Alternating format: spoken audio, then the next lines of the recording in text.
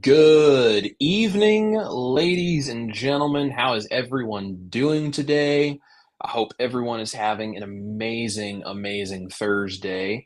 If you are tuning into this live stream, you know why you're here, I'm sure, but let us know you are here, where you are watching from.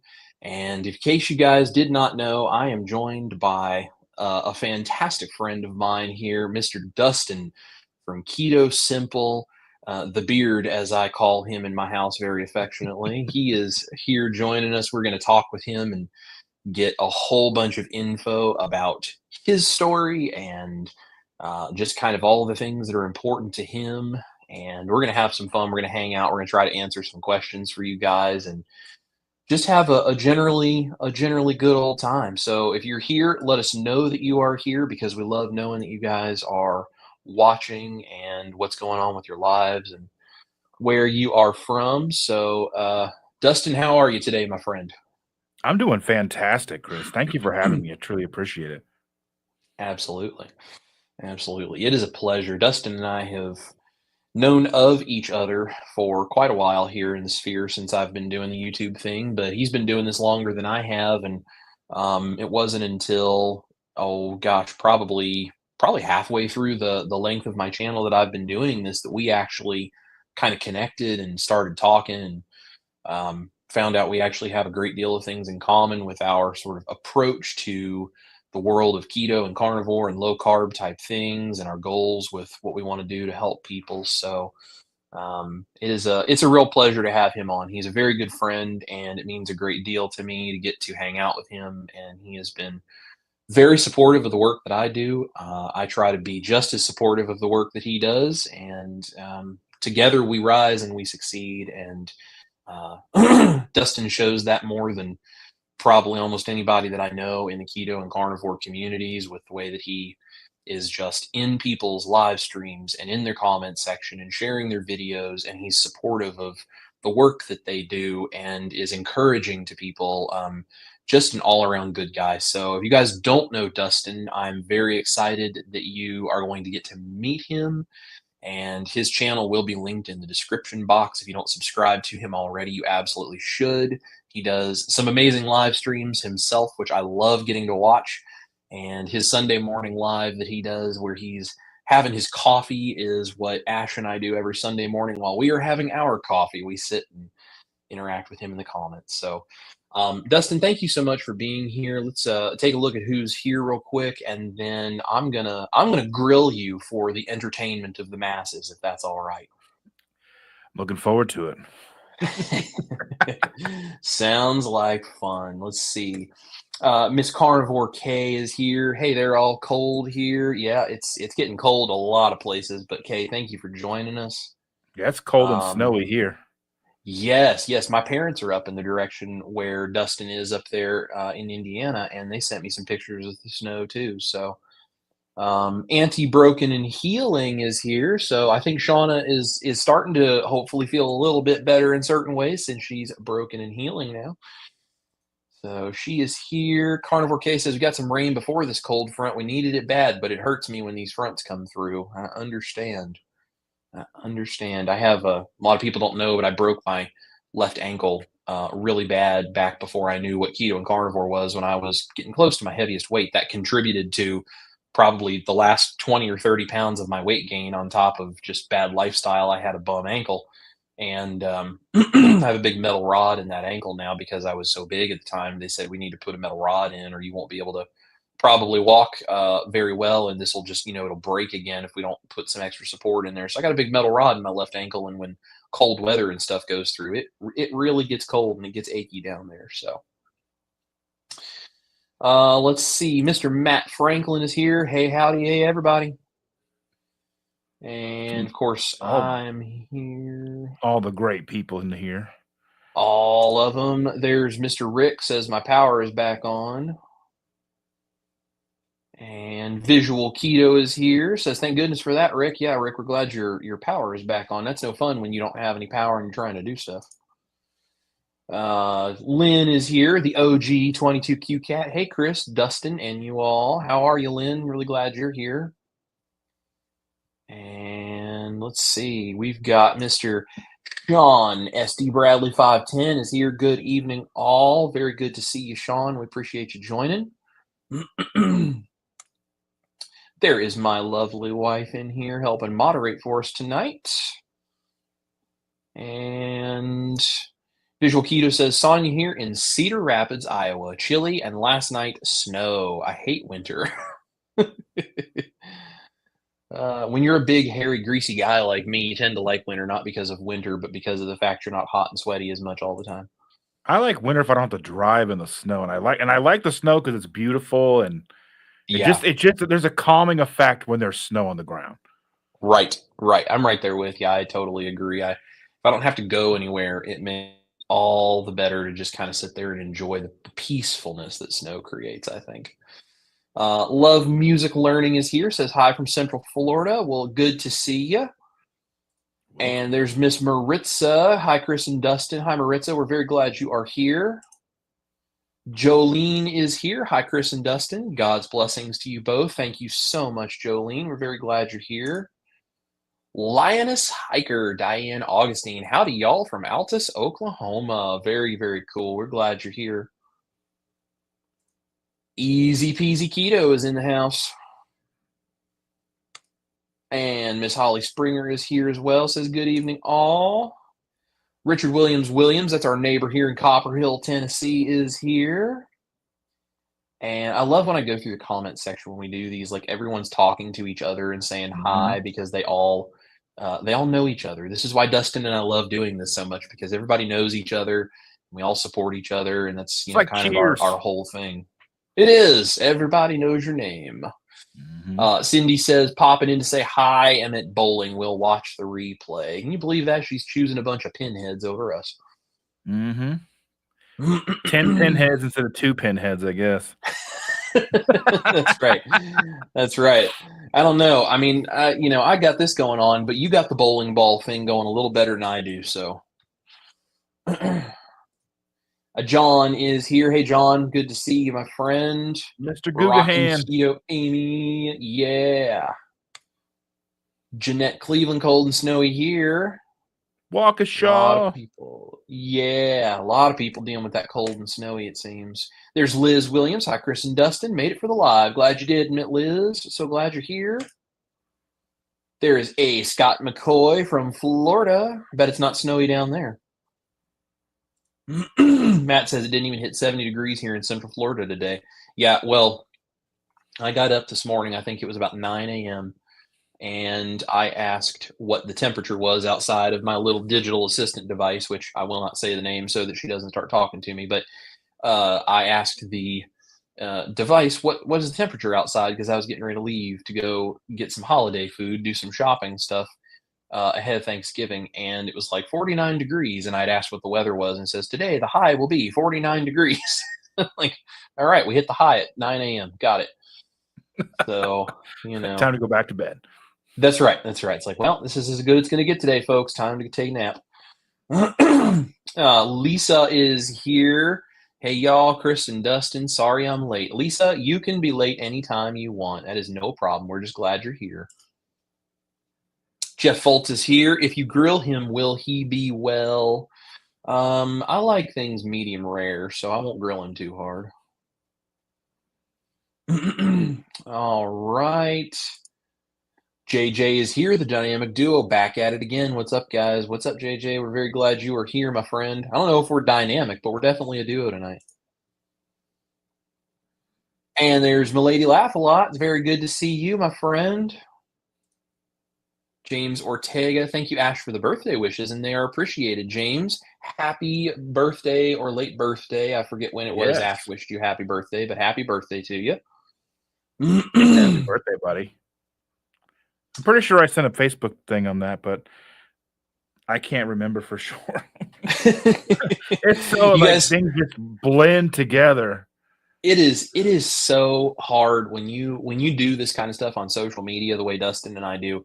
It is so hard to keep track of everyone's names plus everyone's handles plus everyone's like actual thing that maybe they go by when you meet them, plus like everything on all the different social media platforms and all the pictures. I mean, like there is 100 different things that you have to try to keep track of. And it is so hard to remember who you did or didn't wish happy birthday to anymore because you connect with hundreds and hundreds of people every day. So it's not because of a lack of love if we miss something.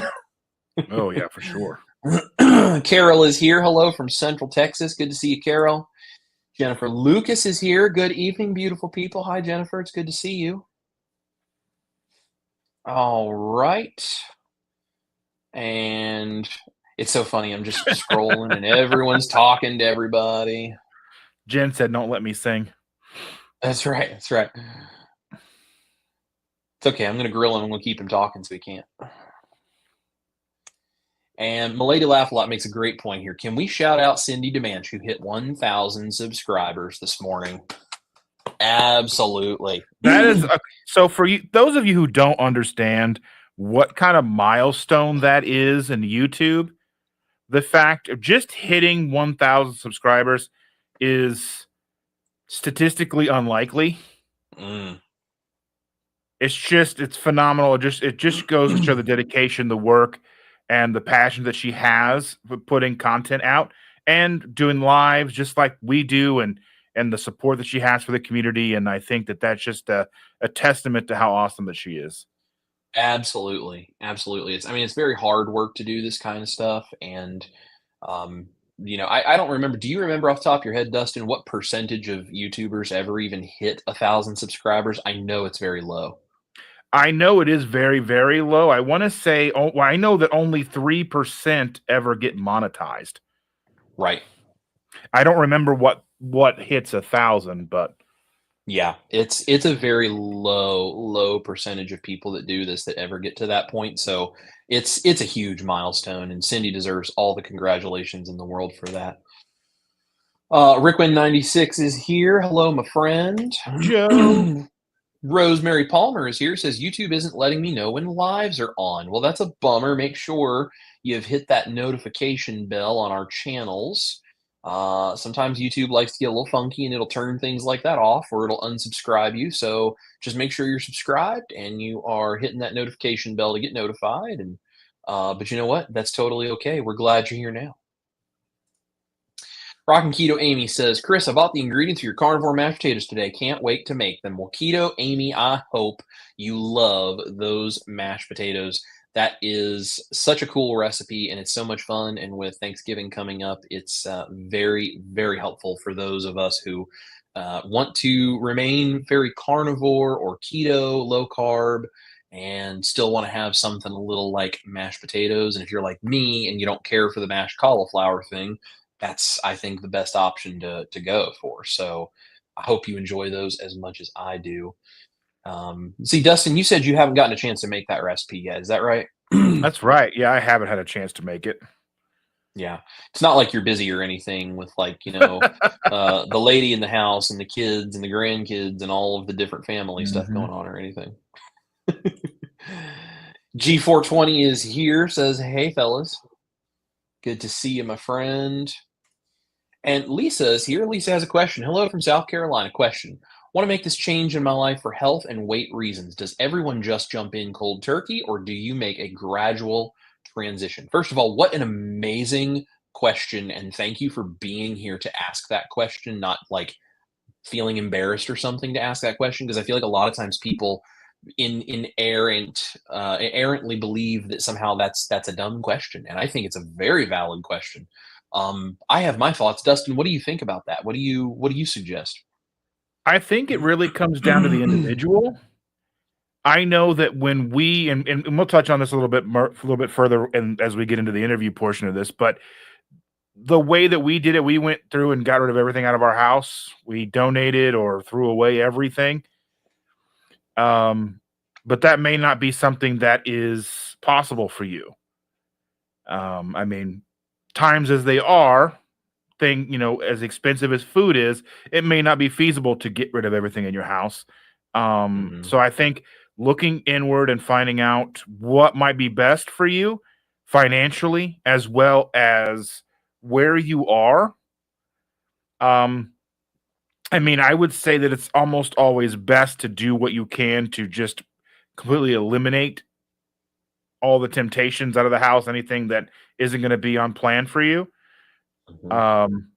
That would be, I think, would be ideal, but I know that not everybody has the capability of doing so. Absolutely. Absolutely. I think Dustin is absolutely right. You know, if you can just go cold turkey all in and you can be successful that way, and there's 100 different factors that may make you more or less successful at that. If you know yourself well enough to say that's what I have to do, absolutely do it. Don't waste any time. But if you either know yourself to say, financially, I can't just throw everything out in my house and just go, buy all of this stuff all at one time. Totally understand that. If you also know yourself well enough to know, if I try to just pull the plug on this whole thing and just try to do a light switch moment and flip over to something super strict, and it's going to be like super difficult, and I'm not the kind of person that wants to try to just grit my teeth and get through the hard part of that, which is that first 3 to 6 weeks usually. If you know yourself well enough to say I don't succeed well at things like that, don't beat yourself up if you know somebody else who can do it cold turkey, that somehow you're not set up for success that way. That doesn't make you a failure, doesn't make you any less, means you're a little bit different in how you need to approach it than maybe that other person you're thinking of. And whatever it is that's going to make you the most successful, it's going to be the most helpful to you, both with your financial situation and with just your personality, the psychological side of this, and the social elements that go with it. Make smart decisions about how you think is most likely going to be successful, and you will thank yourself in the long run. That's my advice anyway. And one thing I would have to add to that is the fact that you've already, like Chris said, you've already taken, the initiative to be here, to ask the question. I would take that a step further and lean on the community. Be here, ask questions, let us know how you're doing, keep us posted how you're doing, what you have questions about, because there's nothing that we haven't been asked before. Almost there's nothing that we haven't really heard of or seen that we can't guide you through, or someone in the chat can't give you some wisdom. There's always going to be someone here to help you and make sure that you're doing everything you need to do. Absolutely. So don't be afraid. Absolutely. And I mean, Dustin has his Sunday morning lives. He goes live on Tuesday nights as well, right after I do. I go live on Tuesdays in my kitchen at 6 p.m. Central's time, so that's 7 p.m. Eastern. I'm cooking, but you are welcome to bring your questions because I do it all live, so I can show people recipes and answer questions.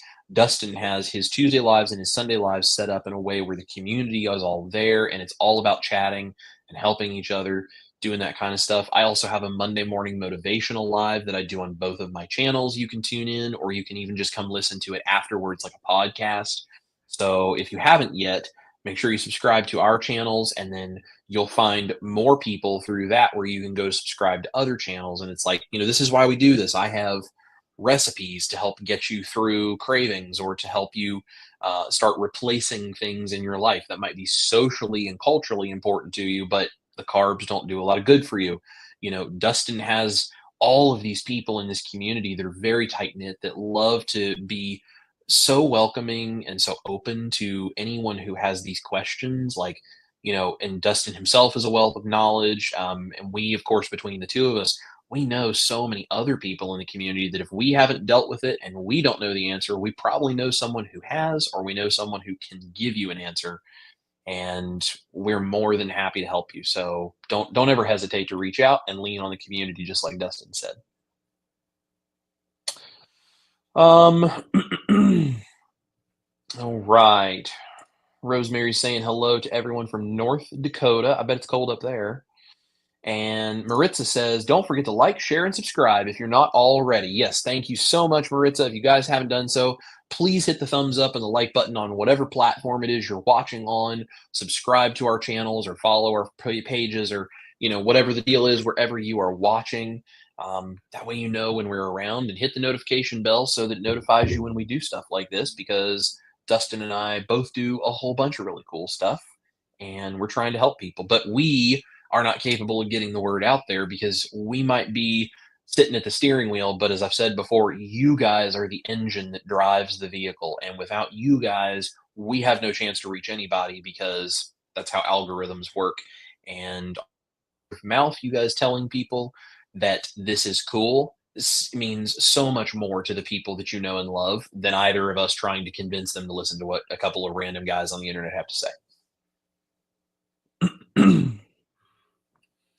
All right. Jennifer wants to know if I have an antipasto salad recipe. I do not, but maybe I can work on that for you, Jennifer. I might be able to see what I can do. Let's see. Darth Carnivore, Charlie's here. Hello, my friend. He's going to be doing a live stream with me coming up soon too. Everybody keep an eye out for that. Yeah, I'm looking forward to that. I'm really looking forward to learning more about his before and after kind of story and where he's come from and all that. Very cool.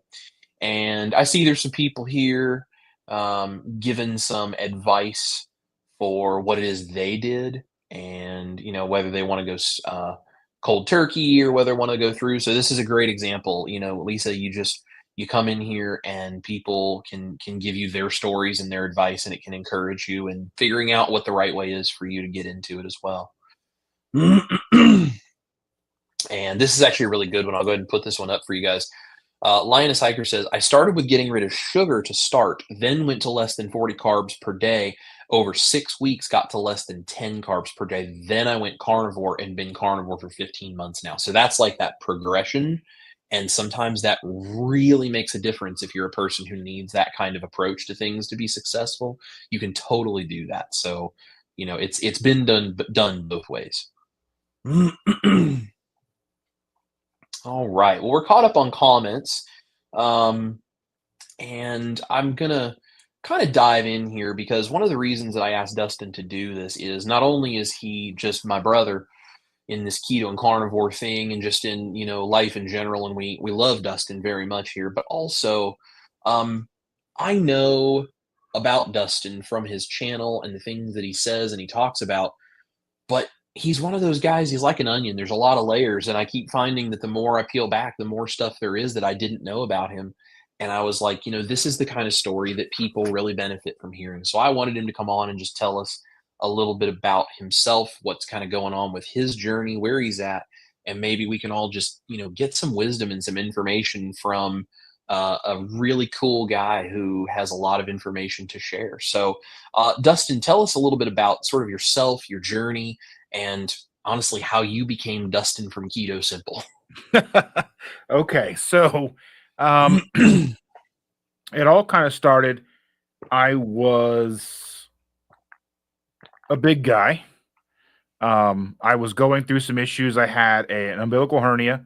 So it means like I had a hernia that was poking through my belly button. It was like the size of my fist. Like in my t-shirt, you could see it.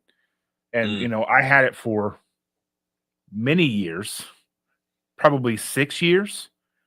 And the wife, being a nurse, had been bugging me to take care of it, as she's going to. And we started down the path of starting to vet some doctors and going to the doctors. And then I was also having issues with sleep apnea. So I was kind of seeing a doctor for that as well. And in the process of going to the doctor for the sleep apnea, the hernia surgery kind of process, just stepping on the scale, I found that I was over 420 pounds. And it's not a secret that I was that big. I knew I was big, but I'd got to the point where I was buying 5XL t-shirts and I was wearing 50-inch waist pants, which I, wear it under the gut. Cause as a guy, you can wear it under the gut or you can wear it over the gut. Right. And if I would have worn it over the gut, it probably would have been a 60+ inch waistband. So sometimes when I say I had a 50-inch waist, they're like, oh, that's not that big. Well, my actual waist was probably 64, maybe 65 inches, that's a lot. I was a very big guy and started to have, a lot of comorbidities start to pop up.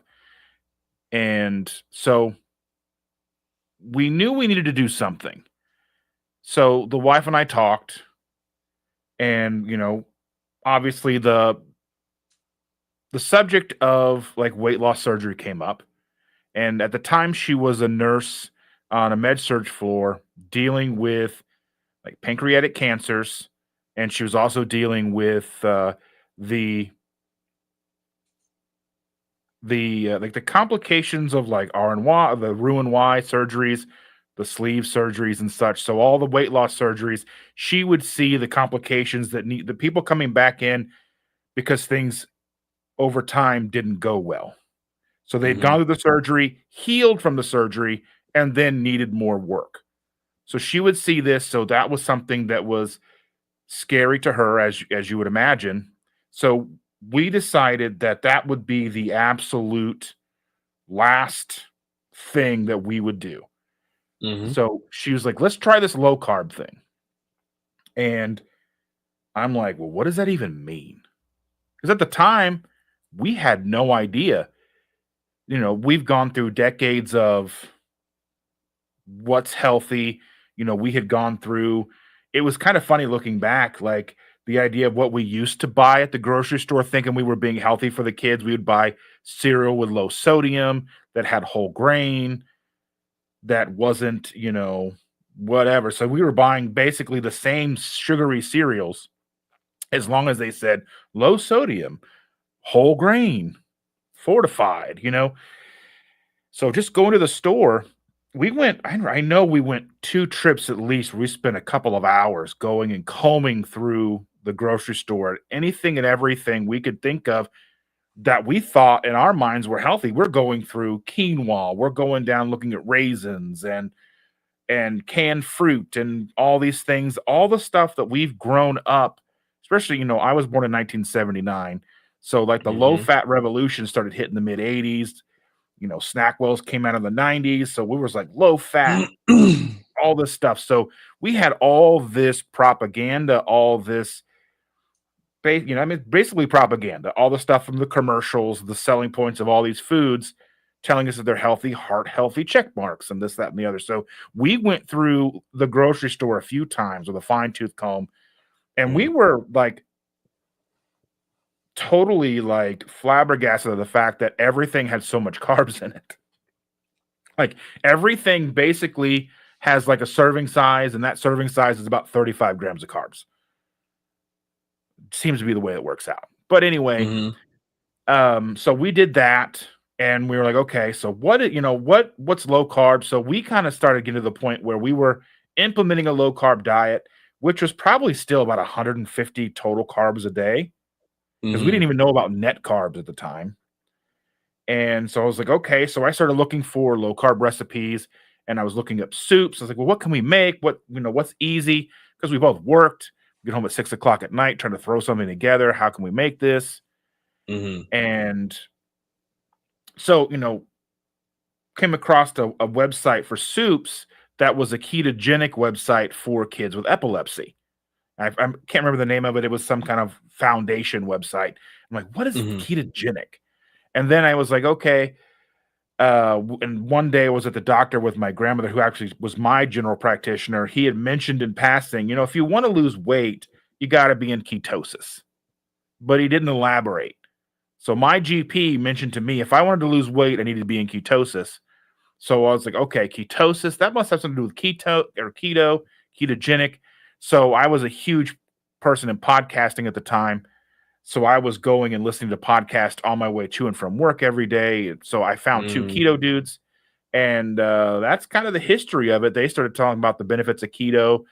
Like Richard had like saved his toe. He was going to lose a toe. And yeah, so that really, we started based on that. We went through, got rid of everything out of the house. We had 2, you know, teenage boys in the house at the time, and they were not thrilled. They were planning a mutiny, and so we got rid of everything. We got rid of the margarine. We threw food away. We gave food, you know, we threw it away. We gave it away. We got rid of everything. So we really started from scratch. And like every month, I was losing like 10 pounds a month, 10 pounds a month. And I'm like, this is crazy. Like, I never thought that it would be so seamless. I mean, I had a couple, you know, I had a couple of things with, you know, dealing with the keto flu, because I had no idea about electrolytes and how their role impacts the keto flu and keto, adaptation and all that stuff. I had no idea. I didn't learn that till Right. many years later, right?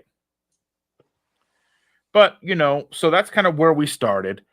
And I decided, so the Keto Simple came out. I was like, okay, let me go ahead and I'll start sharing my food on Instagram. Let me change my name on Instagram.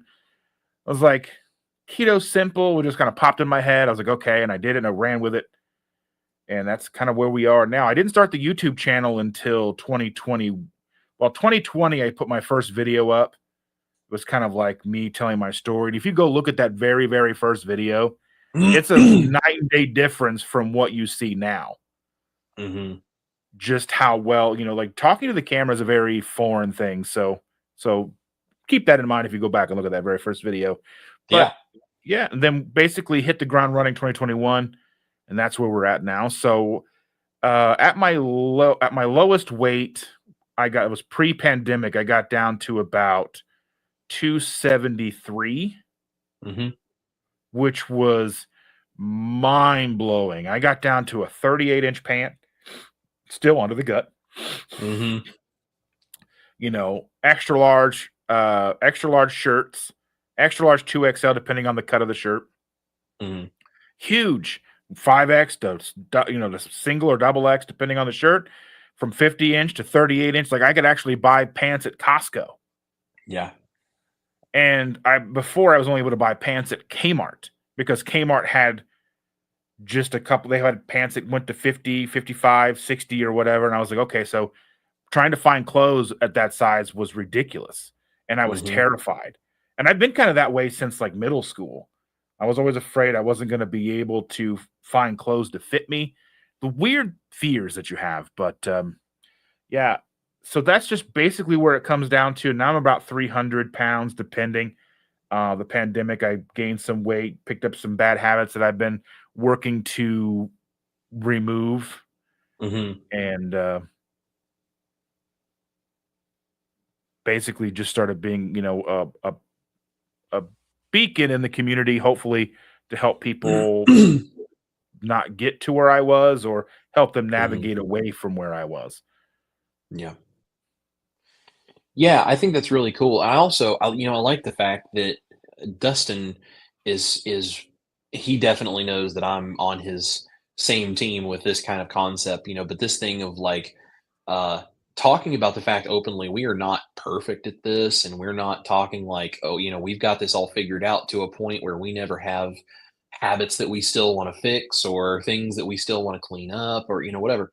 This whole thing is such a journey, and you hear like with someone like Dustin, you hear this progression of how you kind of even find what keto even is. You hear that word for the first time, and then you start going down this rabbit hole of learning information, and it is, I think, for people that don't understand what it is we do, this is why we're so passionate about our channels doing this. For people that don't understand what it is we're doing, they don't get what kind of just amazing relief, first of all, you get from the things that are just ruining your life when you start to fix the problem, but also when you start learning, when you start gaining knowledge like Dustin and Chandra did, and it's like you're in the grocery store and you're looking at labels and you're reading things you've never considered before, and it is just mind blowing how much we are just dosing ourselves with carbs and chemicals and stuff that is hidden and we don't even know it's there because we've been taught that we're just not supposed to think about that. And it is so just mind blowing and just opens you up to completely new possibilities when you start down this path. And Dustin is a great example of, I think, how when you begin on this path, you can start changing your life so rapidly without even doing something that necessarily feels that hard. Like there's challenges for sure. There's things along the way, like keto flu, and you learn about, oh, I'm really low on electrolytes. I didn't even know that was a thing. And these kinds of things, like you have to learn as you go. But it's like you kind of get to stumble your way through it and sort of discover really cool things along the way. And then you start telling other people about it, and you get you get a little bit evangelistic about it, the whole thing. Like, and it's not like you necessarily want to go out and preach keto and carnivore to the world, but in a certain way, you kind of do, because it's like look what it has done for me, and I think that's really cool. So I'm curious. You were talking about the hernia and the issue. Like it's like this is sticking out of my stomach, and these kinds of things. Would you say it was that, or was there something else along the way that was kind of your moment or your significant experience that was like, okay, it's time to do something because I just can't take it anymore? Is it that, or is there something else that sticks out to you as well? I think it was a culmination of a lot of all of those things, really, like the hernia, not taking care of it, the sleep apnea, not being able to breathe in my sleep, waking up choking, and just like I don't know if anybody's had sleep apnea and as bad as I had it. I had a sleep test where I stopped breathing about 70 times a minute. Hmm. That there's 60 seconds in a minute or whatever. It was, yeah, it was, or maybe about 60, 70 times in an hour or something like that. But it's like Hmm. a crazy, and it was a crazy, like I had to fight to have the test because Hmm. when you ask, I want to have a sleep apnea test, they ask you these questions and they're like, well, maybe it doesn't really sound like you qualify. And I was like, come on. And then they finally gave me the test and I get home and then they're like calling me like, hey, you're bad. We need to get this taken care of right now.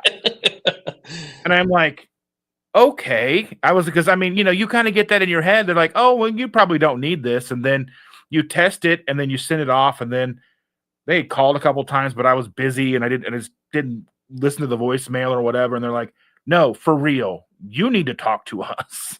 I'm like, oh, Hmm. okay. So it's really bad. Okay. And and then you realize how important sleep is. Sleep is huge. Like if you have sleep apnea, that can cause weight gain too. It can Yeah. cause weight gain, hair loss. I used to have hair, okay? I mean, I'm kind of joking, but not. But like when Shannon and I met, I had hair. Hmm. Now it's like, I keep it short because it's not here. It used to be, Right. now it's not. And I my sleep apnea got worse as we were together because I got bigger and bigger. Hmm. And so, like I said, it's a culmination of the sleep apnea, the hernia, just being big. Like, you want to make your significant other happy. So I would come home from the grocery store. I've always been the grocery shopper basically, and I do a lot of the cooking. She works 12, 13, 14-hour shifts. So I make sure she has dinner ready when she gets home. That's the Hmm. least I can do. And, whatever, at the time my mom was in a nursing home, so I'd stop and see her for like a half an hour, come home, start making dinner or go to the grocery. So like, just had a full plate. So um you're just basically eating the lowest common denominator foods at that point. I mean, if you're tired and you are spread thin, you've got all these things going on, why not stop in and spend $20 to get a bag full of Taco Bell to feed the kids? Because you're going to get home and you're going to fight with them to do homework and fight with them to do dishes and you've got a full 40-hour plus week job and all these things and your mom's in a nursing home. There's just a lot of things that are all going on at the same time. Hmm. Um, so I think there's just a lot of that stuff going on, and that was like 2013, but that led to a lot of the weight gain, just those things. And like I said, you want to make sure you're feeding your spouse well, and that means Hmm. I was bringing home Oreos and her favorite ice cream almost every night. So we're eating just ridiculously bad. Yeah. And so when you finally get and you make those changes, it's difficult at first. I mean, it's hard. Hmm. And they say choose your hard, but that's easy in hindsight to say. Choosing your Mm. hard is very easy in hindsight because when you are making those changes, you're changing almost everything about yourself. You're changing your identity almost. Yeah. And going and switching that, and then as you slowly start to feel better, things start to like really open up and like I was sleeping well at night. I wasn't waking up all the time. Hmm. And then I was losing weight and I was buying new clothes here and there. And I was finding new things. And then I was sitting at my work desk one day, and I'd always fought that 3 o'clock slump, 2 o'clock, 3 o'clock slump, where you're at your desk and you're working and you're starting to doze off, and you're like, I need to go find something. You're starting to get low. And if you're a diabetic, you know what the low feeling is. That means like you're just starting to lose your energy, you're starting to doze off, and like you start rummaging around the office because there's almost always food in an office. Right. Whether you should eat it or not, obviously questionable. But I would go through, I'd find tortillas, and I kept sriracha on my desk, and I'd find tortillas and just squirt sriracha on it, roll it up, and eat it. Delicious, right? Yeah. I'm not proud of it, but these are things that I did. And and then I just remember sitting there one day, and it was like 3 o'clock, and I'm just bright-eyed and bushy-tailed, and I'm like, wait, I don't feel like I'm walking and trying to push through mud. That's one of those things, if you know, you know, like you're just trying to get through your day and it's a consistent sludge, like you're fighting against everything to make it through the day. And when that lifts, that was like my aha moment. That was my I'm never going back moment. Because you can lose weight, you can gain weight, you can lose weight, you can get new clothes. And you think that that's going to have a bigger impact than it does. Yeah. But the mental clarity was probably one of the biggest things that I've ever come across. I was like, okay, I can think. I feel like I'm living in HD. And I'm not feeling foggy. When that fog lifts, you're just like a free person. You're freed from those that prison of just sickness, sadness. I don't know a good way to phrase it. Yeah. But you're just free. And I'm like, okay, I'm never going back. And then over the years, there's been a lot of things that have opened up in my life, and I've been able to understand myself better. I've come to the understanding that I've been a food addict almost my entire life. Growing up poor, as a lot of us do. My mom, single mom, was always trying to make sure my brother and I had enough to eat. And she, Clean Plate Club. And I don't necessarily blame Clean Plate Club. I know there is some kind of back and forth about that, but just that nature of eating and just a famine mentality, and then on top of it usually being carb fueled, you just lose track, or you just lose any kind of satiety signaling you have. So understanding satiety signaling, understanding food addiction, understanding how to move past it. Now, I don't think I'll ever be totally free of food addiction, but as long as I have my satiety signaling, I'll be in a lot better place to handle and take charge of my own life, because there are still certainly days that it gets the better of me.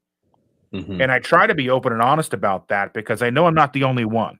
And it doesn't make you weak, and it doesn't mean that you failed. It doesn't mean that you're lesser of a person, because you're going to have bad days, and you're just going to that switch is going to flip, and you're just going to go back to an old, even for just a minute, an old routine where you give in. Sometimes you're going to give in. It's almost impossible to not sometimes. And that doesn't mean I'm giving permission. I'm just saying that's just the fact. It's going to probably happen to you. But the ability that a majority of the time you're going to have that desire to self-soothe whatever's stressing you out with your old ways, and you can see it and you can sidestep it and keep going, is paramount. It's huge. It's some of the biggest tools that I have now to take control of my own life. And I try to be honest with the fact that, yes, there are times where it just happens, and I'm sitting there like, oh, what did I do? You just get back and you just do it. You just start over the next meal, the next day, whatever, however it is that you need to do it. Yeah. Yeah. I think that's really an interesting point that you are making. And I'm right there with you. And, I'm very open and honest with people about this too. So I did my 365 days carnivore thing when I was doing my health vlogs every single week when I was, first starting this channel. And I think for me, that was a really important learning tool. And since then, I have not worried about like, killing myself. Like I had a specific goal that I was just really hanging on to, and it was really hard at certain times, but I gritted my teeth and just kind of got through it because I had this specific goal in mind and I was using my YouTube channel for my own support. It's kind of why I started it and why I was doing that thing, because you're right, it is very difficult some days. Um, since I am no longer doing that, and there's also been a lot of things in our lives that have just totally changed. I'm not working the day job that I was working anymore. Ash and I go on the road and we tour, and I do this YouTube thing now full time. Like there's so many things that have changed to where there have been times that I have intentionally made the choice to not eat something that is keto or carnivore. And, I think the point you made about satiety signals is really good, because this is why, for me specifically, I do carnivore, but this is why the low carb and the heavy protein and the high fat, things that we do, it's why it's so helpful, because you get so much clearer of a satiety signal. And now I understand where that satiety signal is supposed to be. I know what my stomach feels like when my brain says, okay, I've had enough. I didn't ever get that from my brain before. So the only way I knew I had enough was when my stomach was so stuffed that I was almost physically sick. And that was when I would then stop eating in the past. And so when I kind of started doing this whole thing, I'm very much like you, where it's like that satiety signaling is very important to me. And what I have noticed for myself is, now that I know what that satiety signal is supposed to be when I'm eating things that are good for me, the times that I have had things that are not good for me, I also can now visually look at the plate and I know what is supposed to give me a satiety signal. And if for some reason it doesn't, I immediately identify it as that's a carb addiction problem for me. And so it's actually given me this control over this now. And what's really interesting is I did I did a Monday morning live where I was talking about addiction, and one of the things that I actually pulled it up. It was for like drug addiction and like rehab and recovery. I pulled up this website where they were telling people how to help others and be supportive of loved ones who have addictions. And one of the points they made was that you should never tell someone who is an addict that they are failing when they relapse. And you should never look at a relapse as a failure, because it's actually a common and important part of many people in addiction recovery that they do relapse, because it's part of their journey and their process to changing the way they look at things. And so, and again, it's not that we give people permission to do it. It's not that it's a good thing to do it. And if you can prevent doing it, great. But if it happens, Dustin makes this great point. If that happens to you, you are not a failure. You are not wrong. You're not evil. You're not worthless. You're not any of these things that we all start telling ourselves, I think, when we relapse on this kind of stuff. And, I've also talked about on my channel, like I did carnivore for a while. I did keto and then I did carnivore and I was doing good. And then after we got married, I went back off the rails. Like carb addiction reared an ugly head. I went back off the rails eating standard American diet foods, and I gained a whole bunch of my weight back. And so I kind of had to start all over. And then that's when I started just cold turkey carnivore. I was just going to I'm just going to dive in because I knew it worked for me. And I started my YouTube channel and I did all these things that I kind of learned from that relapse. What did I not have in place that made this relapse happen? And so I learned what made that happen. And now I have things that are tools that keep things under control. So I can learn, don't put myself in this situation, have this tool in place, use this.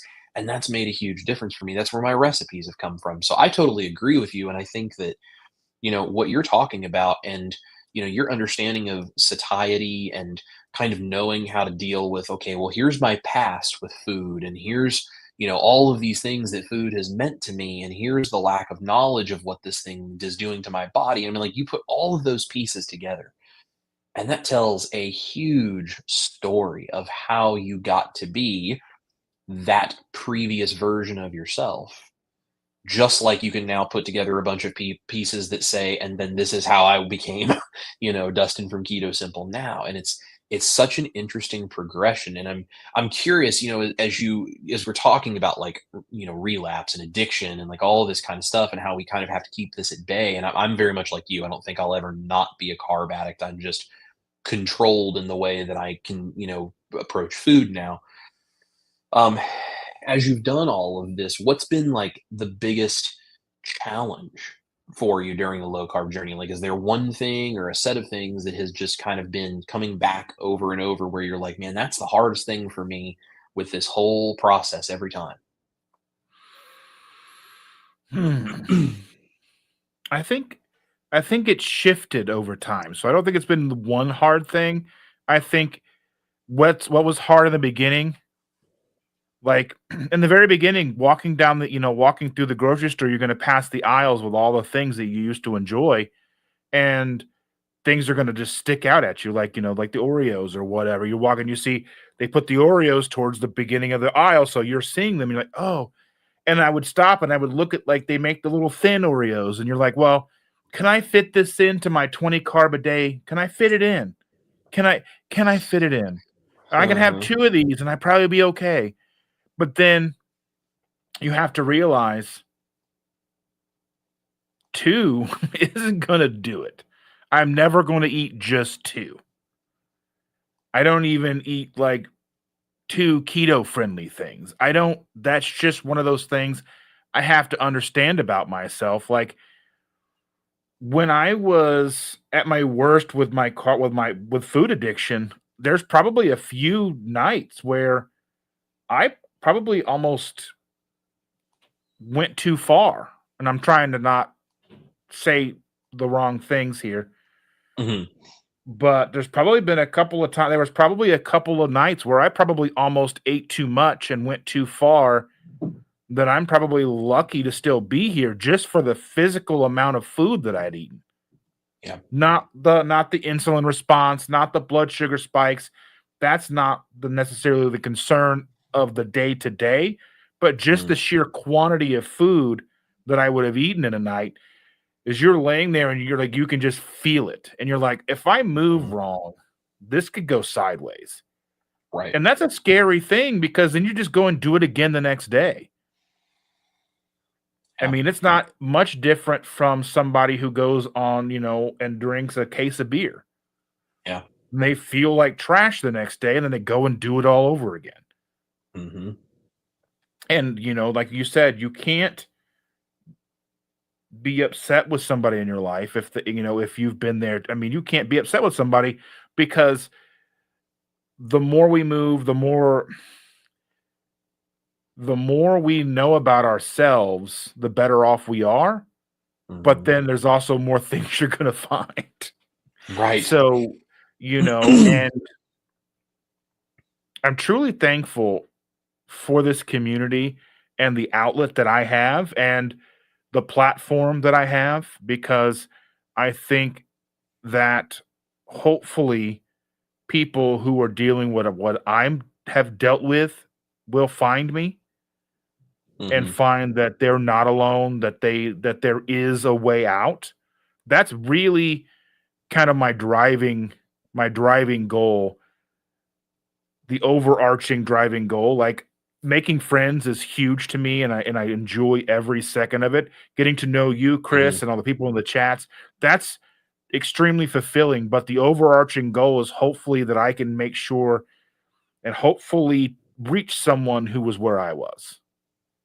Yeah. Because you think you're alone. There's no way out. I thought that. I'm just going to keep getting bigger, and I'm going to have trouble finding more clothes, and I'm just going to keep getting bigger, and I'm not going to be able to ride on an airplane, and I'm not going to be able to do this, and I'm not going to be able to enjoy living my life because I want to be on a scooter or whatever. So, yeah. No, I totally understand, and I totally agree. And this is one of the reasons Dustin and I have, I think, become such good compatriots in this whole low carb thing, because we very quickly realized about each other, it's like, this is another dude who has been through some stuff. Like, we've seen the dark side of what food addiction will do to you because we've lived through it.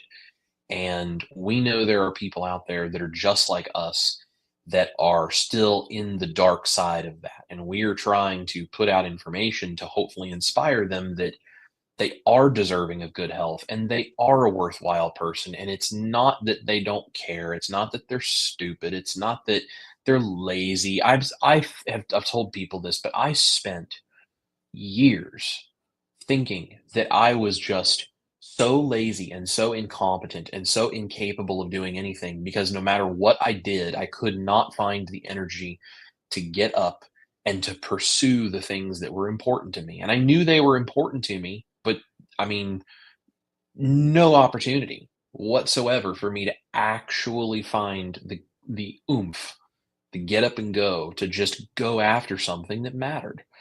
And I thought it was just because I was a failure and I was lazy and I wasn't willing to do the work. And then after all of this keto and carnivore stuff came into my life, and then suddenly I'm doing all this. I mean, I was working 4 jobs at one point, running my YouTube channel full time, working multiple jobs, doing all this kind of stuff. And I remember I stopped and I looked at Ash one day because of how busy we were. And I said, you know what? I've come to realize I was never lazy. I was so fogged and burdened by the depression and anxiety and all the problems that came from the way I was living and the things that was going on in my body because of my diet that I couldn't tap into actually just being who I wanted to be. I was so held back by this stuff. And I know there are people out there who are feeling the same way and they struggle the same way. And Dustin and I have both been in this position where when you're laying there, like he said, you've eaten so much food just physically, you're like, if I do something, like something's going to happen internally and it's not going to end well. Like I can't move. Like I have to sit here and let my poor body try to figure out how to deal with this because I literally have done this to myself and I don't know what else to do other than lay here and try not to move. And there were times I remember getting this weird kind of like pain in the muscles in my back, and I didn't understand what was going on there. I remember one time I woke up in the middle of the night and my arms were both hurting randomly, like they just and just my arms, but they were in like severe pain in both of my arms. And this is when I was working in higher education, and I wasn't even at near my highest weight, but I was under a lot of stress and I was eating a lot of trash. And I look at these things that were happening to me and I'm like, there were so many signs my body was telling me that it was like trying to rebel against the choices I was making. And I just didn't understand what I was doing to myself. So, for you guys that are watching, this is why Dustin and I do this because like this is not a joke. It's not I mean, this is fun and we enjoy getting to be a part of this community and we enjoy the friendships and the camaraderie and supporting each other and going to events and getting to see people and like all of the wonderful, beautiful things. Absolutely. We love that. We get to do all of this stuff. And it's a huge blessing for both of us to be able to do this with our time and our lives. But it's not a joke. There are people that are sick and that are not going to live very long if people like us, and not just the two of us, but many creators here, are not out there fighting to get this information to people who are about to keel over. Like this is a real thing that there are sick and miserable, suffering people. And we know because we were those people. We were those sick, miserable, suffering people. My wife, God bless her, had a very hard conversation with me when we were dating. And I don't know why she ever stuck around, but it's one of the reasons that I know that she is an amazing woman because she loved me when honestly I didn't even know how to love myself. And she had this very difficult conversation with me. And she said, I know you think we were supposed to get married and all this kind of stuff. Because I was totally sold. I thought she was great. And I'm like, yep, we're going to get married. She wasn't so sure. And she said, I know you think we're going to get married and we're going to do all of this. She goes, I don't even know if you're going to be here in 4 or 5 years. And she's like, you're not taking care of yourself. And if you have a heart attack and you're gone and you leave me, what am I supposed to do? And she's like, you're not taking care of yourself and you're not doing anything with your life. Like, I can't even get you to get off the couch and go walk and try to do something for yourself. And I was like, really, I mean, hurt by this conversation, not because she did anything wrong, but because I didn't want to have to believe that this was true, but there was no denying it. And then when we started doing the whole keto carnivore lifestyle thing, and it led me down this long journey of, figuring all this out and the research that I did and studying everything and trying to figure this out. And then when I implemented it and my life completely changed, I started to realize this is the thing that is wrong. It's not that people are worthless and lazy and incompetent and all this other stuff. And I mean, not that some people won't maybe choose to be those things, but that's the average person who's out there who's fighting, trying to do something better. And they just say, I just don't know how I'm supposed to carry the weight of the world like this. I don't know how I'm supposed to make this happen. There are people going through that. And that's why Dustin and I do what we do, because we don't want those people to be alone. We don't ever want those people to think that this is like because they're somehow not good enough or that something is wrong with them. Like, Dr. Barry puts this really well, I think. He always says, it's not your fault, but it is your problem. And that's why all of this information is here, right? It's like he puts out the medical information that he does to give people encouragement to go have these conversations with their doctors. Because remember, folks, we're on YouTube. We don't give medical advice here, but take this information, go talk to a doctor, go make yourself informed so you can choose what you want to do with your life. And you can make informed decisions to try to help yourself get to a better place. Because as he always says, also, ain't nobody coming to save you. So learn this stuff and change your own life so that you can have the life that you've deserved with all of this great health and all these things. And Dustin and I just want to encourage people, and we want to put out information to inspire people to either, as he said, don't go through it like we did, or if you are going through it like we did, don't give up and don't give in and don't stay there. Lean on us and lean on the community here and let us help you and let us encourage you. And even if it doesn't look exactly like we do it, like if you go vegan and it saves your life, great. I don't care. I'm not one of those carnivores that's going to tell you you're stupid. If it saves your life and you're happy and you're healthy and everything works, wonderful. If you do standard American diet and you just calorie count and somehow you lose all the weight and you feel great and you're doing wonderful and all your health is perfect, great. I'm going to applaud you. But regardless, I believe that I know the approach that will get you the best results, but so does everybody else on the internet. But I'm going to tell you what I believe, why I believe it, and then encourage you, whether it's what I'm doing or something else. I want to inspire everyone who watches my videos to do the work of the experimentation with their body to figure out, what do I have to do to gain my health? Like, here's all the information, make an informed decision, and you do what it takes to make yourself healthy. And that's what Dustin and I both want for everybody is, whether you do it our way or you do it some other way, I don't really care. We just want to see people thrive and feel amazing, feel incredible, and just kind of change their life the way that both of us have. And again, I think any of you watching, you can probably tell this is why Dustin and I are so just passionate about doing this, because we really understand what it is like to just be just lost in the darkness of, I don't know where I am or what I'm doing or why nothing is working. And we just want to be able to help you guys find your way out of it the way that we did. Um, so I'm curious, because of all of I totally relate to you. Like, I see the Oreos, or I see that for me, it was always like fast food. It was always snack cakes. It was always soda and slushies, like liquid sugar. And then, the like wanting to binge on carby things like pasta and potatoes and, like just eating massive amounts of food that are just so embarrassing for me to even tell people about. That's what it was for me. But there were things that just would draw me in when I was first starting this, especially. So, one of the things that made a big difference for me is I have figured out my favorite like keto and carnivore things on this journey, that it's like, okay, well, if I'm wanting that kind of stuff, or if I'm craving something or whatever, here's my go-to things. Like, these are my favorite things that I love having that are totally keto or totally carnivore approved, whichever one I'm, kind of doing. and this is the stuff that I lean on. This is the stuff that makes me feel good. What are like your favorite things that you have on any given day on the low carb diet that you use to enjoy your food and stabilize yourself? What do you eat regularly?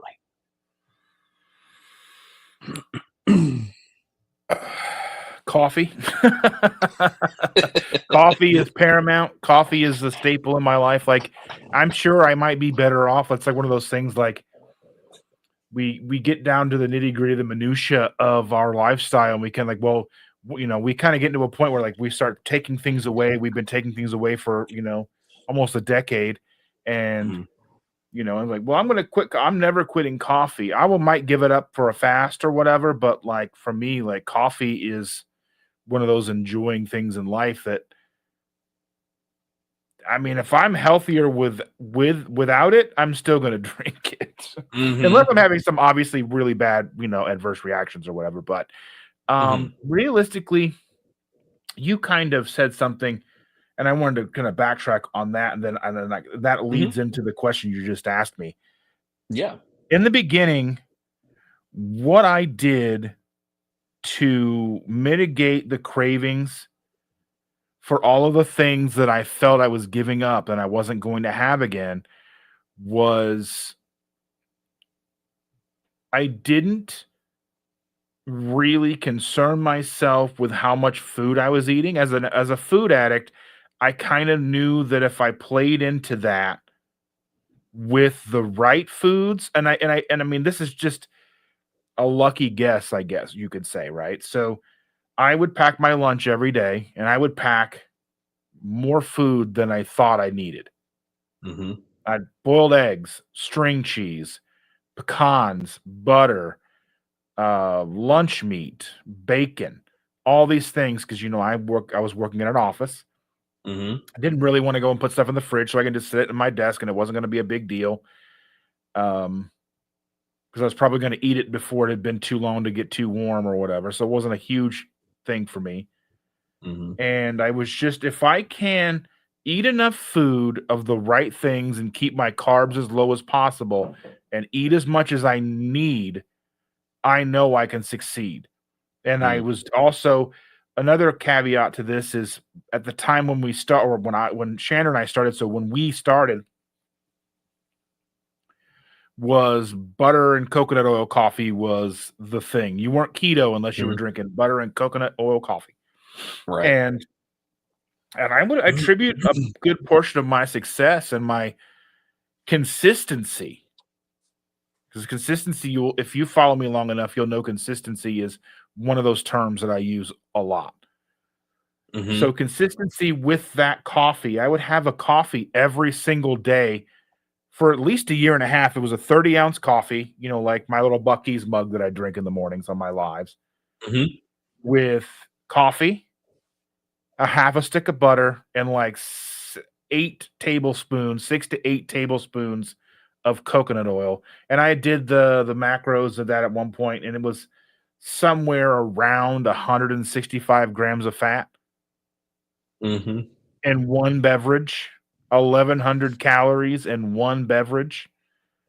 But that was one of those things I feel helped me find the satiety, because all that fat really does kind of help you. And you don't want to drink your calories. At that time, I was clinging to a lifeboat. I was clinging to like a raft. I was trying to be Jack and get up on the door. You know what I mean? Like, I'm just doing anything in my power to hold on. And I see, and I feel that, like I said, that was one of those things I think was truly beneficial to me beyond any knowledge that I had. It was just something they said, hey, drink this. And I'm like, okay. And I was like, okay, I need to eat a lot of food. And I knew I ate a lot of food. So I packed big lunches, and I would eat until I didn't need to eat anymore. And then I was doing, you know, another thing they were talking about with that podcast was intermittent fasting. I started at 12-12. 12, you know, a 12-hour window is not fasting. But I had to start somewhere. Because you factor in 12 hours and that's a good chunk of that sleep. 6-7 hours if you're lucky these days. That's sleep. Then you're, and then I would, and then it bumped to 14-8 or whatever, and then 16-8, and that's just one of those things. I just slowly, months went by. It wasn't like I was trying to rush any of that, but I was utilizing all the tools that I was finding out about, but at my own pace. So I was using butter coffee. I was trying to eat as much as I could, because if I was full, if I was physically full, I wasn't reaching for other things. And then I was slowly closing my eating window. And I was able to put all that together and find success. And I think that's one of those things, like, if I would have listened to the noise, you're not doing this right. There's a lot of things that I was doing wrong. I was having things with maltodextrin. I was having things with whatever sweetener or whatever, you know what I mean? Like, I was having things that the one thing I didn't do at that time because I didn't like it was diet soda. But I've eventually my taste buds and my outlook or my taste changed, and now I like diet soda and I wish I could quit. So I picked up a bad habit there, but I was doing everything I needed to do just to hang on.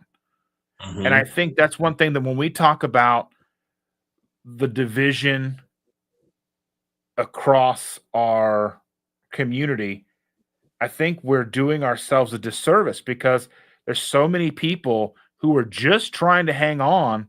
And if you're going to like shame them over pepper, or say you had onion, or you had keto bread, or you went and you bought keto hot dog buns or whatever, they're doing whatever they can to better themselves, and they're hanging on by a thread, and you're going to tell them they're not doing it right. They're more likely to give up than they are to go, you're right. And I think that's why, that's what I'm drawn to you and everything that we're doing, because not that we shouldn't be teaching ourselves and teaching others and, putting information out there and trying to implement better things step by step, but you don't know where anybody is in their journey. Whether you're coming into a lion diet, you're coming into carnivore, whatever, you don't know where somebody is in their journey. And you see these things in posts where like, I found this. What do you guys think? And everybody just jumps on them. They're like, ugh. They're not likely to come back and talk to you again. And we want success. We want success stories, and that's not how you get them. Yep. So I think in a roundabout way, I answered your question and then some. But no, absolutely. And Dustin and I absolutely connect over this, and this is why we do the work we do. We just did our first Keto Crusade live stream, where it was me and it's Dustin and it's Victor from Southern Keto, another good buddy of ours. And, that whole concept is born out of the fact that we're taking multiple communities or kind of different people on areas of the different spectrum, parts of the proper human diet. We're taking people in different places with different approaches, whatever, and we're putting it all together into a community, because I think you're absolutely right that there's this weird factioning that has started to happen over time with like keto and carnivore and all this stuff. And it's like, okay, well, you have your low carb people over here, and then you have your dirty keto people in a group here, and then you have your clean keto people here, and then you have your super meat heavy keto people here, and then you have your ketovore people here, and then you have your carnivore people here, and then you got your lion diet people, and none of those groups can be friends. And it's like, there's more things that we all have in common than there are things we have different. And I think that, the idea that as a group, we can all sit at the same dinner table and we can adjust slightly what things we season the food with, and whether we reach for some of the veggies or not. And do we put the burger patty on a keto bun, or do we eat it with a fork? Like, it's little tiny differences like that that make how each of us approach this what it is. And at the end of the day, those are such minuscule little things that it's like, as long as we're all feeling great and we're all enjoying our life, it doesn't really matter. And, Dustin and I, and we work with Victor on this thing for Keto Crusade, and there's other creators we like to work with. Like, we're doing this with the intent of showing people, like, we don't all have to fight about this. Like, if you find a new product and you really like it and it works great and you want some advice or you want some feedback, okay, cool, we can give that. If you're just saying, hey, I found this, it works really well for me, just thought I would share, like, awesome. I'm going to read the label. If it works for me, awesome, I might try it. And if it doesn't, I won't. And then I'm just going to move on with my life. And it's no big deal. As long as it works for you, that's great. And I think, Dustin said something about, we kind of want to continue to, like, learn and educate ourselves and, clean things up and get better and all this stuff. And we do. And we always want to take, okay, here's where I am. Here's the next step. How do I get cleaner? How do I get a little better? How do I move towards this other thing? And that's a one step thing at a time. And it's a journey and it's a process. And I think that, maybe sometimes there's a misunderstanding. I've had this on my channel because, I do recipes as a carnivore. And I mean, I'm going to carnivore hell for that, according to some people. And I'm okay with that.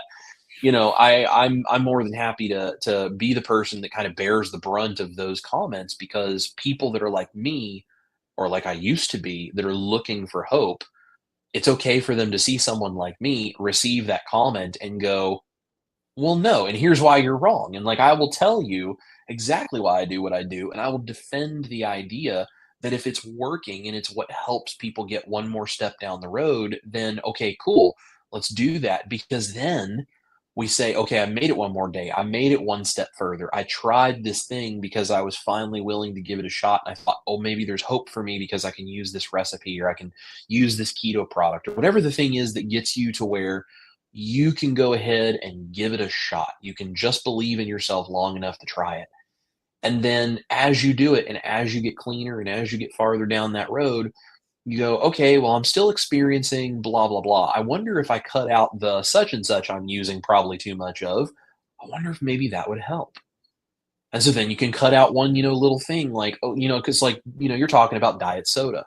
It's like, well, my taste changed and now I actually like diet soda and now I wish I could get rid of it. Cool. So somewhere along the way, when Dustin goes, okay, I wonder if the diet soda is maybe holding me back from achieving this next step.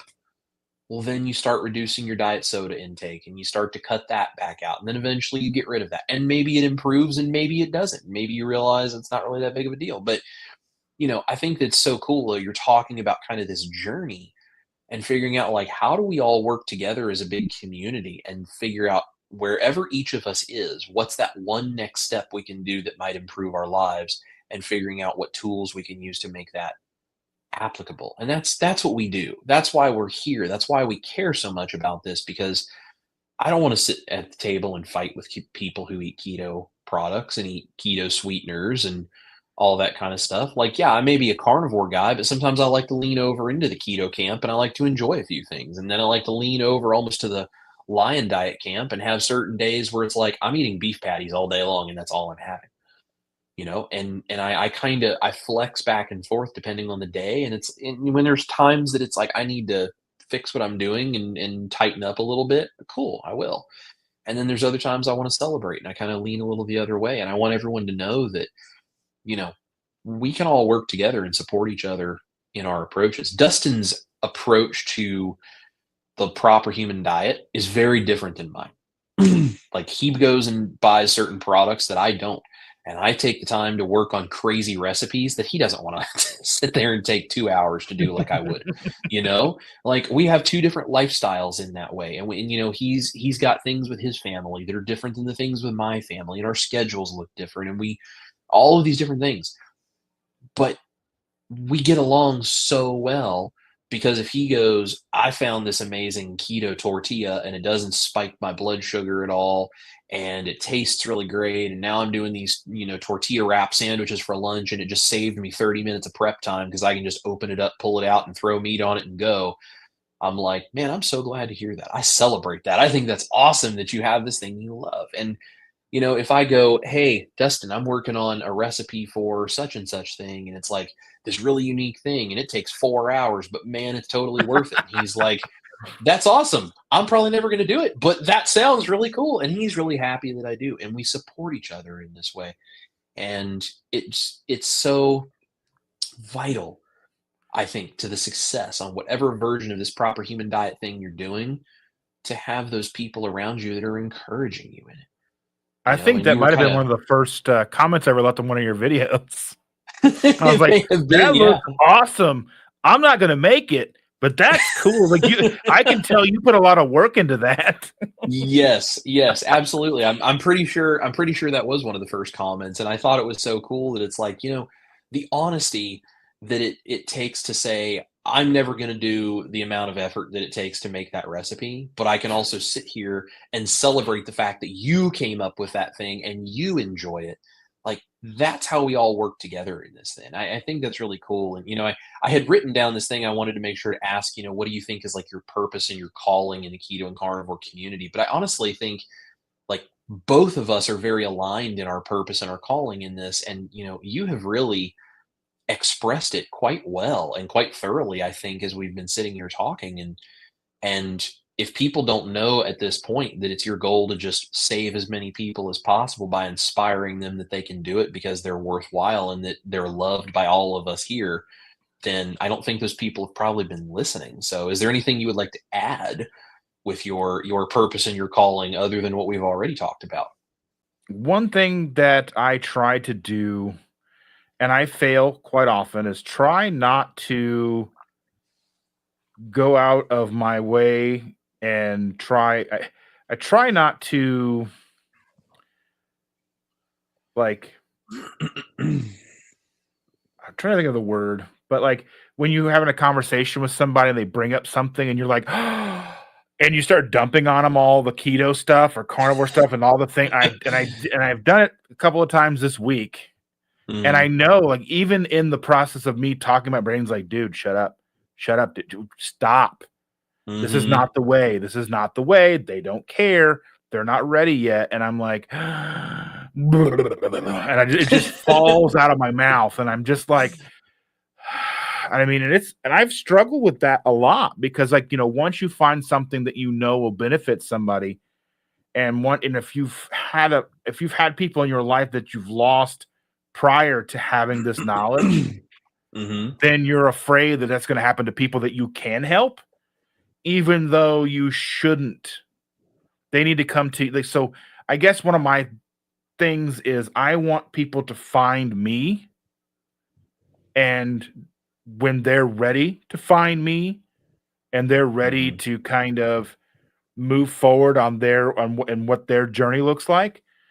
And so I'm always trying to better myself, whether it's not being that guy that I can be and not like beating people over the head with it, because I've done it this week twice and I know I shouldn't, because then even after I'm done, I feel bad. But I want to just be a resource. And it sounds cheesy or sounds whatever, big-headed or whatever. I want to be an inspiration. And I want people to know, if even if it's just that they know that they're not alone. Yeah. Because I know Evelyn's in the chat, and one of the first things that I remember Evelyn saying at Ketopalooza 23, she had made me a bracelet, and we had met.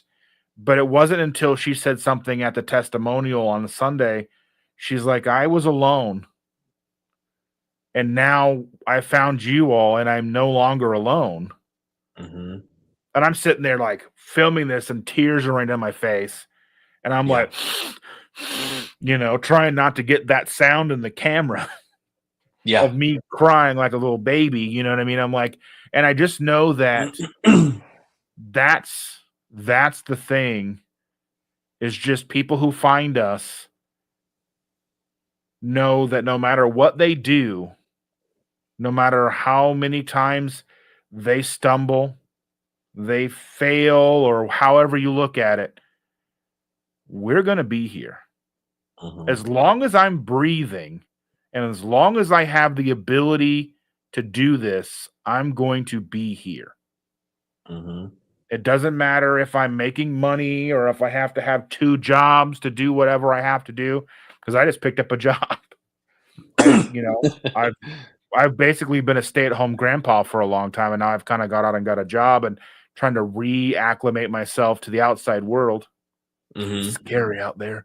I know, right? But I'm going to do everything in my power to be here as much as I can to bring you as much content as I can and talk your ear off as much as you'll listen and hang out with Chris. And I'm looking at maybe, because I'm going to probably not be working on Friday, so I'm going to bring my Saturday mornings talks with people to Fridays if anybody's interested during the day, if anybody can watch or listen or whatever. But that's just I'm going to be here. And I know Chris is going to be here. And Ash is going to be right along with him, and Shander's going to be with me, and we're all going to be here, and hopefully you guys come with us. Absolutely.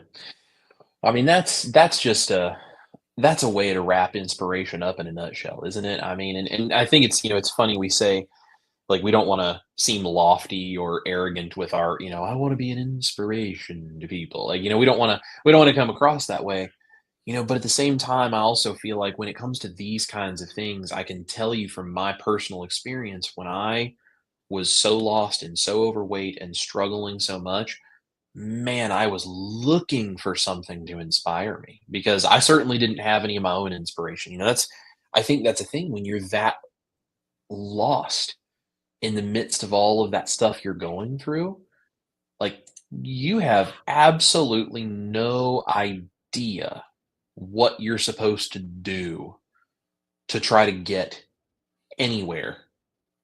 And you cannot inspire yourself out of the funk that you're in and inspire yourself out of that dark hole. Like, you can't. You cannot get something from inside you to be so bright and so wonderful that it just lifts you up out of the midst of what you're in. I really think it takes other people who love and care about you, who have information that they can share with you, that they can use to try to inspire you. I think it's what makes all the difference, and it's just amazing. Before I miss it, I just want to pop up here. Mr. Sean Bradley sent a $25 super chat. Thank you, my friend. You, sir, are wonderful. He says, you two are such a blessing to so many people, me included. Your stories and the sincerity in your voice when you share your passion are inspirational. You bring to light a subject that everyone else avoids. Bravo. Well, Sean, we really appreciate that. And, Dustin and I have known each other a while, not like years or anything, but we've known each other a while, and we've done a little bit of work together. We're going to do a lot more, but it didn't take long, I don't think, for either of us to figure out that the other one is not afraid of this difficult stuff. And we are happy to talk about the stuff that maybe some other people shy away from, because I think both of us were at a place where we needed this kind of information, and we did not always find it very easily. And we had to do a lot of work and a lot of research to learn this stuff. And we want to make it as easy for other people who might need a little bit of that extra encouragement to find this info. So that's why we do what we do. Dustin, you were speaking of Evelyn. She is here. I just wanted to give her a quick shout out. I met her at Keto Palooza, and she is an absolute sweetheart. We are very blessed to have the community that we do and to have all of you guys here. It truly is something special. And I know there's a bunch of people in the chat here. I'm kind of looking through to make sure we're not missing any questions or anything before we wrap up for you guys tonight. And love, music, and learning makes a good point here. And this is what Dustin was alluding to. I want everyone I know to learn about carnivore and keto, but many aren't ready to listen. And I know there was a time I wasn't ready to listen. I'm sure, Dustin, you would probably say there was a time you weren't ready either. No, there was a long time I wasn't ready, because I just wanted to eat. I didn't want to give up anything. Yeah. It's really interesting when you sort of get on the outside of all of this and you look back at who you were. I really don't recognize myself when I look back at who I was, and it takes so much to kind of get yourself away from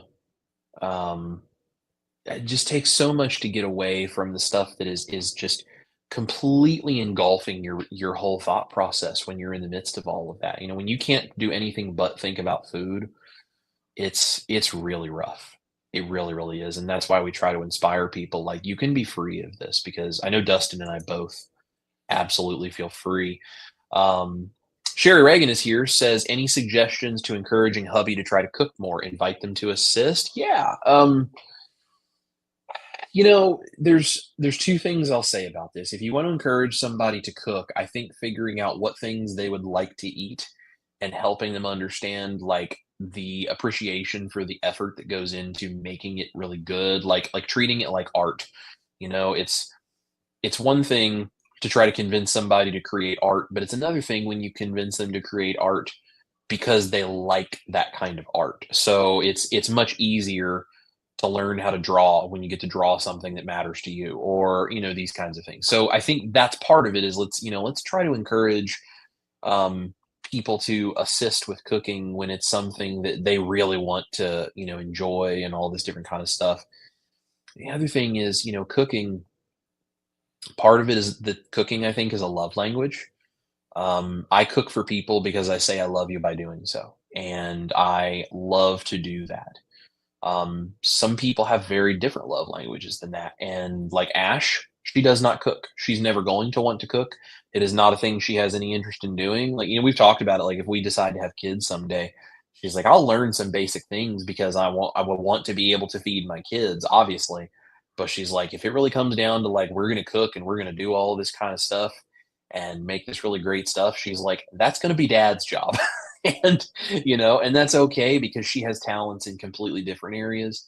um I think, Sherry, if you want to encourage your husband to cook, um understanding maybe, does he find cooking super stressful, and if so, is there a way to make that easier? Can we make it approachable?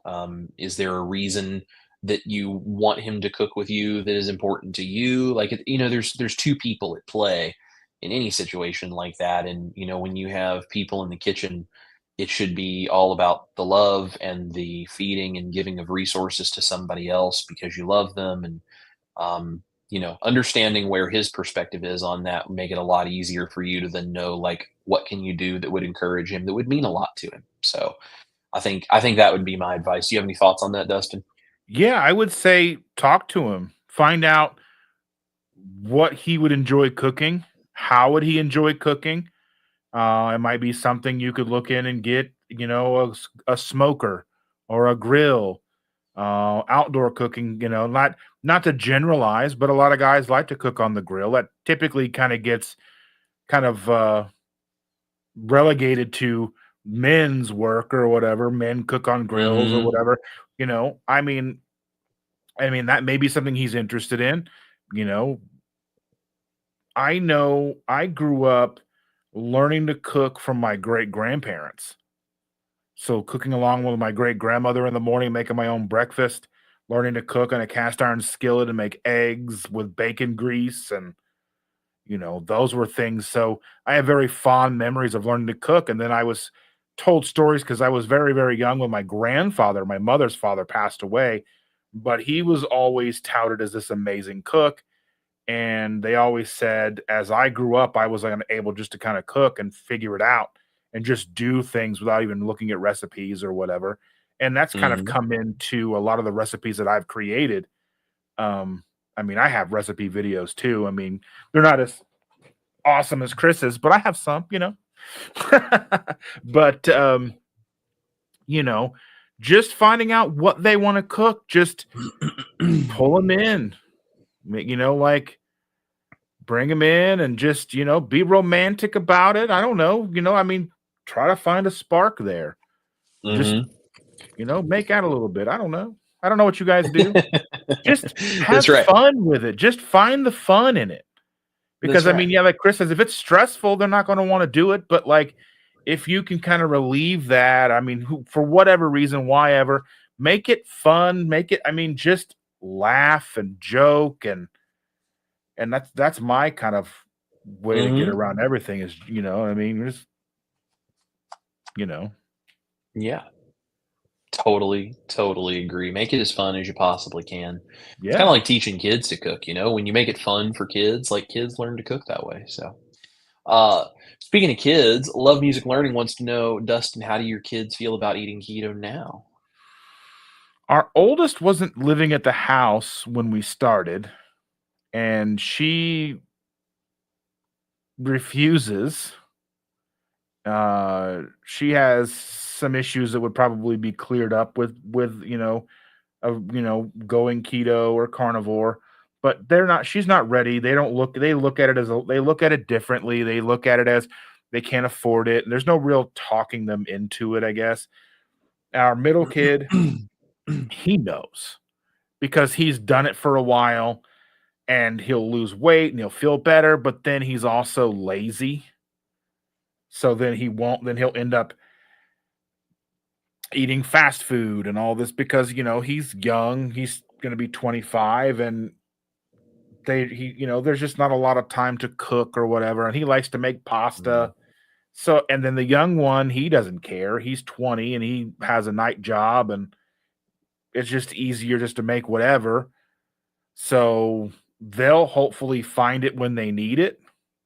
Not that they couldn't benefit from it now, but there's no amount of me preaching to them that's going to make a difference.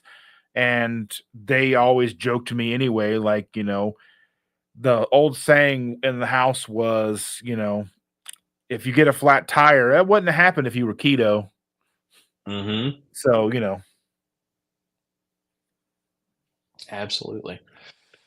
Absolutely. Well, and I think, when people have gone through something that really inspires them to realize why it matters so much, including the kids when they get older and then suddenly they've gone through something, it's a lot easier for people to listen. And I mean, some people kind of never get to the point where they really want to listen, but um, you know, Dustin and I both had to reach a point where it's like this is kind of the point of no return. Like we go any further and there will be no coming back. And that inspires you to really change and make a big difference in your life. So Rock and Keto Amy, I love this comment. Says, thank you both for being so honest. I feel like putting myself out there means being judged, especially having a finger pointed at me that she didn't take her own advice. We are human.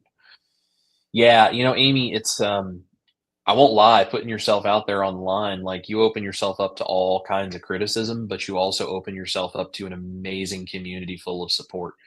And I've come to realize, and it's taken a while for me to start to understand this, and I still don't know if some days I fully understand it, but you come to realize the people that judge and that point out all the little things you're doing wrong, it's because they're not doing enough with their own life and they have nothing to do but sit there and point out all the things they think you're doing wrong. And unless it's someone that you look at as an inspiration, someone you love, someone that knows your ins and outs, and someone who you value their opinion, um, I just don't think it really matters if people want to point a finger anymore. And it's taken me a long time to learn that because you do get some of that being on the internet, but you get a lot more of people who understand you because they're all right there in the boat with you, and they have their own versions of it that they're struggling with too.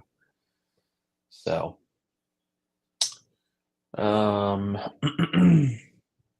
let's see. Just want to make sure we didn't miss anybody's questions here tonight. Dustin, do you have any final thoughts for anybody before we kick them all off here tonight? Let everybody get back to their lives. I just want to say thank you all for spending the night with us, hanging out with us, giving us your time, your attention. It's so very valuable, and I appreciate that very, very much. Like Chris has said, I do a live on Sunday mornings, 7:30 in the morning Eastern Standard Time. If you are inclined to be awake, come hang out with us. I'm just thankful to have this community and thankful to have friends like Chris and all of you and getting to share our experiences and our missteps and our successes. And again, hopefully make a difference for somebody. Yeah. Yep. Absolutely. I think this is the only one that I've found, but Amy also asked, how do I help my friends who are struggling with weight and health, who seem to want help, but tell me they just can't do keto, they just can't give up all the stuff? Any advice? Encourage them that when they're ready, it'll be there. I think it's, I think it's you can't change the way the body works, and you can't change what is happening to them as a result of the food that they eat. And when it's like I can't give this stuff up, you can share my channel with my recipes and be like, hey, you don't have to give everything up. Like, here's options. There's other keto creators out there that do all kinds of cool recipes. Like, show them that there's options. And at the end of the day, the best thing you can do for a lot of times for those people is you share the information, and then you sit back and you kind of let them make their decision, and you just let them know you love them regardless. And when they're ready to try, they can always come to you for questions. And I think that's the best thing I have to offer. Do you have any additional thoughts on that, Dustin? It's sort of a twofold answer. Unfortunately, you can't help everybody. And I've even this last year lost a friend to type 1 diabetes who's younger than me. And I tried to reach out to them and tried to appeal to them, and it didn't have any impact, and some people you're going to reach and some you're not. And I mean, I think if you're dealing with people who are truly close to you, that you know very well, then you'll kind of find ways to get in there a little bit. I have a friend that has ulcerative colitis, and I've been kind of working on him for about 5 years now, little by little. You can't be too forceful. In the beginning, I was, and like I say, I do struggle with that Mhm. because I genuinely do care, but that doesn't matter. And I just have to know, you have to know boundaries, because you don't Mhm. want to overstep and hurt someone in the process of trying to help them. Because if you Yeah. hurt them, they're just going to resist you all the harder. So Mhm.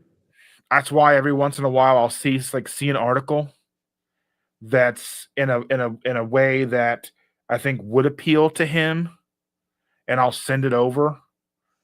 Maybe a celebrity has dealt with this and have fixed something, or something that's you know in that vein or whatever. You're going to have people who will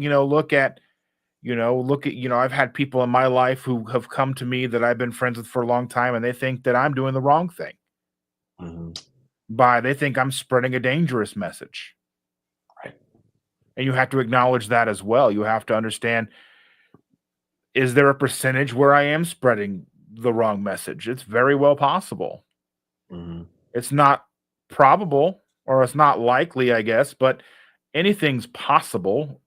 Mhm. But you're gonna have friends and people who distance themselves. I've had people who distance themselves over this stuff, and it's weird. Or you reach out to somebody and you say, "Hey, have you tried this?" Not even pushing something on them, just the idea of it. Have you even Mhm. looked at the realm of possibilities that this could be something you're looking for? Yeah. And sometimes they're going to be nasty about it. And you just you Mhm. can't necessarily take it personal. So I know, like, you don't want your friends to give up. You don't want people you care about to suffer. You don't want, I mean, I like to think that we're all good people, and nobody wants their friends to go through that. And I just think, just kind of slow and steady wins the race. Continue to do what you do and make it visible to them. But from a distance kind of thing, you're showing them what you do and you're sharing your successes, but not necessarily to them directly, but where they can see you. Because at the Mhm. same time, I've also had experiences with friends that I didn't know were paying attention to me. And I didn't know were doing the things that they see me do, until they come to me years later or months later and they say, I've been following what you do, and I don't say anything, but I've been doing it, and I've done this and this and this. And that's highly impactful as well. So we're going to have our wins and we're going to have our losses. So I think with that, Mhm. that sentiment, just be the best example you can be, I guess. I mean, because you can't beat them over the head, you can't tie them up and put them in the basement. Mm-hmm. Sometimes you have that, you just want to like just grab them up and just listen to me, but it's not going to work. Unfortunately, it's not going to work. Yeah. Yep. I totally agree. I think, there's only so much we can do, and that's why Dustin and I do what we do. We try to be here to be examples, not because we want everyone to look at us as like we've got it all figured out and they should try to be exactly like us, because Because we I want people to don't. look at us, because we definitely don't. But we want people to look at us and go, here's two guys, real dudes who have really changed their lives by doing real stuff, and they still really struggle with real things on a daily basis like everybody else. And we're not pretending to be something we're not. We want people to be able to relate to what it is we do, because it's the way it actually works. And that's what we do. So we are here for you guys. We appreciate this, being a platform that we can do this with and just try to help people. Dustin, thank you so much for joining me, for sharing so candidly about your struggles, about where you are in your journey, about the imperfections that still exist, and just for giving us all an insight into who you are. It truly is a pleasure, and I love getting to do this. But one of the best parts about this has been some of the friends I have made. Dustin is very very much just a part of our family at this point, and whether he likes it or not, he's stuck with us. So we just appreciate you and just being on here sharing your story. So thank you so much for doing that for us tonight. I'd do anything for you. Thank you so much. I appreciate you for having me on and helping us all shift the paradigm, I guess. Yeah. Yeah, absolutely. Well, guys, Dustin's channel is going to be linked in the description box on all of my channels. He's very easy to find. Just go to YouTube and type in Keto Simple. You'll see his logo with the beard popping up. And if you don't subscribe to him already, please go to his channel, subscribe, jump in on those live streams. You'll find me there on the Sunday live streams, hanging out and interacting. And Dustin and I are going to be doing some more stuff together in the future. So you guys keep an eye out for that. But in the meantime, make sure to just go support him, and make sure to show him all the love. We appreciate you guys very much for being here. Thank you, Dustin, for being here, for taking the time. We wish all of you guys the most wonderful evening and an amazing Thanksgiving coming up, because that's coming real fast. Yeah. We just hope you guys are ready, because it's going to be crazy with all the families, I know. So thank you guys for being here, and we will catch all of you very, very soon. This is Chris Cooking Nashville and Dustin over here from Keto Simple. We love you guys. Make sure to eat your meat, love your life, lean on this community for support. Come be a part of this with us, and we will see you guys very soon for more live streams, more amazing videos, and hopefully maybe a little bit of inspiration. Guys, have a great night.